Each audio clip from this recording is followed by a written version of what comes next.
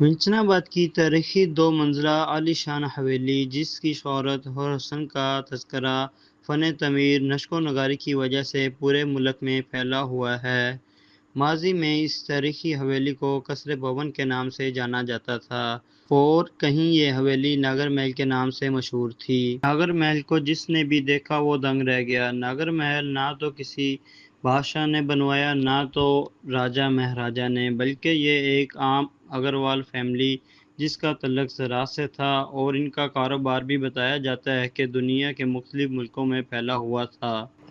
یہ شاہکار انہوں نے تعمیر کروایا۔ یہ حویلی 1925 میں دو بھائیوں نے شروع کی، ایک کا نام ناگر محل اور دوسرے کا نام بھجن لال تھا، اور ان کا قبیلہ اگروال تھا۔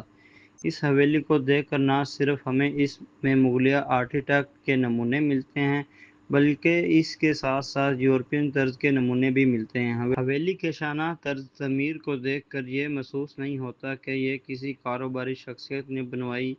یہ بلڈنگ 1930 میں مکمل ہوئی، لیکن اس کو بنوانے والے صرف اس میں 17 سال ہی رہ سکے۔ بتایا جاتا ہے کہ 1930 میں اس حویلی کو بنانے پر 25 لاکھ کی لاگت آئی تھی، اور یہ محل 1947 کی پارٹیشن کے بعد اگروال فیملی کو چھوڑنا پڑا اور وہ ہندوستان چلے گئے۔ لال سیمنٹ اور قیمتی لکڑی سے بنا تاریخی حویلی کا داخلی دروازہ مغلیہ طرز تعمیر کا نادر نمونہ ہے۔